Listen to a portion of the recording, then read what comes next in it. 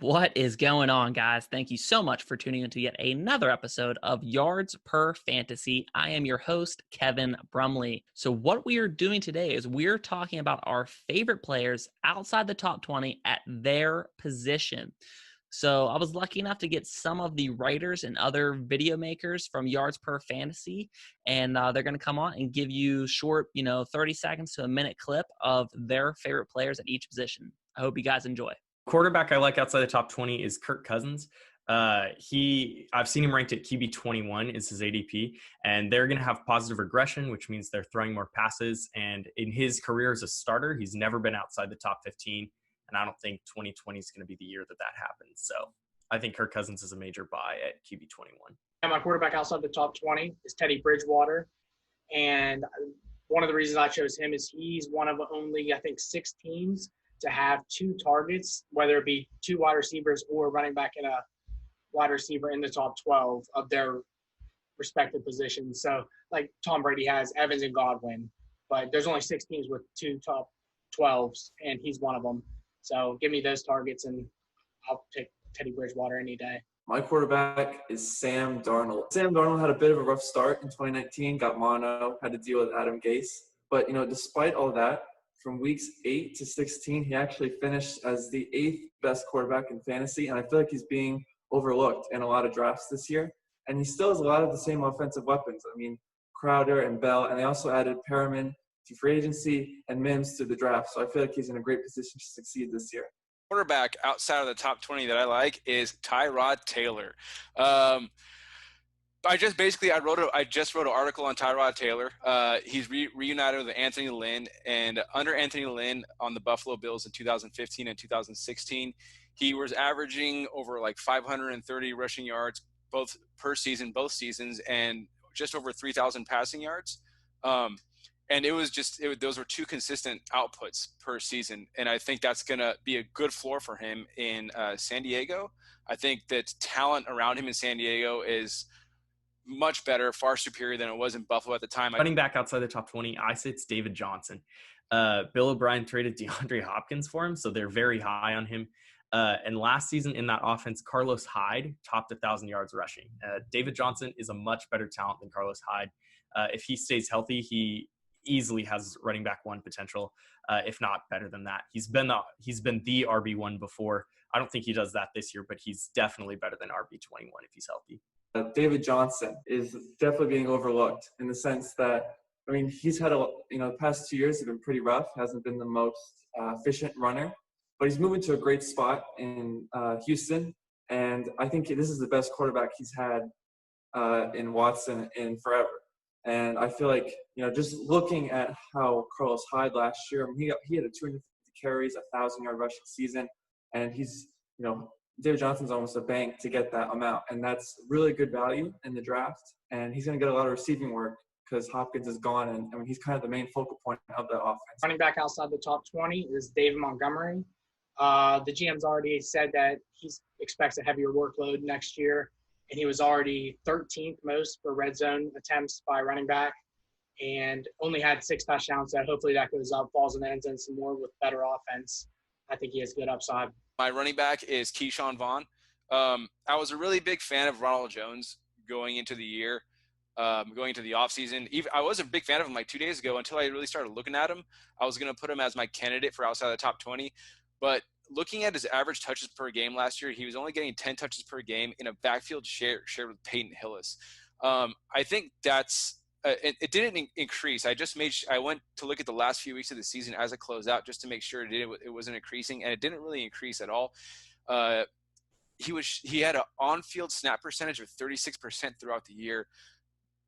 Bruce Arians is telling a story when a running back only averages 10 touches per game, 10 rushes per game.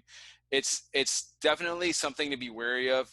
And in a backfield shared with Peyton Barber, it shouldn't be that hard to outproduce him.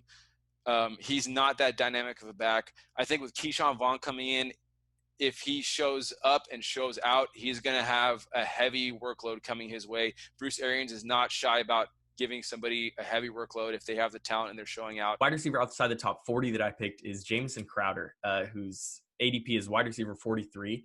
And if you look at the Jets offense, they're going to be a lot better than last year, mostly because they can't not beat. They were one of the worst offenses in the league. They will regress back towards the mean. Sam Darnold, if he doesn't get mono, will play the full season. And Jameson Crowder is the only target in that offense. He got more than 120 targets last season. I think that increases again. They lost Robbie Anderson. They lost Demaryius Thomas. They had more than 175 vacated targets. Jameson Crowder is going to get he could get upwards of 140 targets this year. And as the wide receiver 43, you're not going to get close to that with anyone else. So my wide receiver, I like outside the top 20, Jarvis Landry. He's only finished outside the top 20 one time in his career. That was as a rookie. And he is coming off hip surgery. So if that heals up and he's healthy, I think he has a great season. Sterling Shepard. Now, his season was cut by injury last year, but when he was on the field with Daniel Jones and company, he led the team in targets, led the team in red zone targets, and he actually had more red zone targets than guys like Tyler Boyd and Calvin Ridley. And I feel like he's being overlooked, and people focusing on Slayton and tape, but I think he's a really good value pick because he had shown that he's Daniel Jones' go-to guy. Metcalf. I mean, the guy had 58 receptions on 100 targets. He finished with 900 yards and 7 touchdowns. He's going to finish next year. He should be going in the top 2 rounds, maybe 3 rounds latest. He's a extreme value where he's at.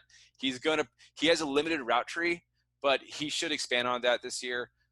If they don't add Antonio Brown, and if it's just Tyler Lockett and DK Metcalf as the 2 primary receivers, I think he's going to be a beautiful value in the middle of your drafts. Tight end outside the top 25, I say it's Kyle Rudolph.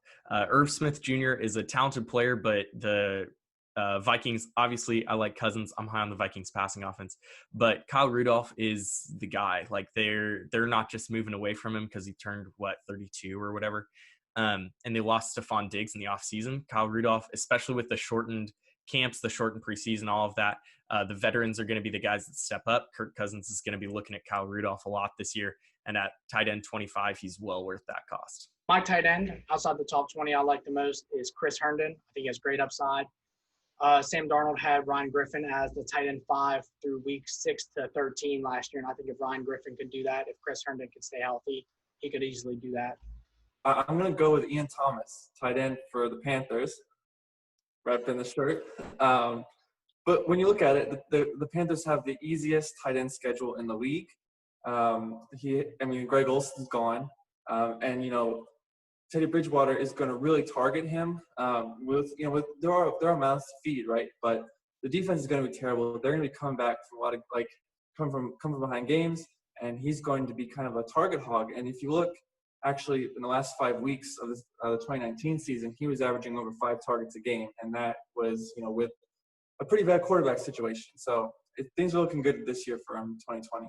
My outside of top 20 tight end is Darren Fells. Per Player Profiler, DeAndre Hopkins had 30.9% of the target share last year, and in the red zone had 21.3% in the red zone.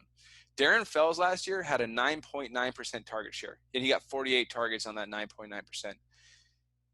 If those targets were distributed equally amongst 4 receivers through Brandon Cooks, Will Fuller, Randall Cobb, and Darren Fells would get a 38 target bump, which would put him at 86 targets. His 34 receptions from last year would go to would get a bump of 26 receptions to 60 catches. Hunter Henry last year had 55 receptions on 76 targets. So he would be outproducing Hunter Henry's production last year. Fells last year, though, he had a 19.7% red zone target share, which is pretty high for a tight end.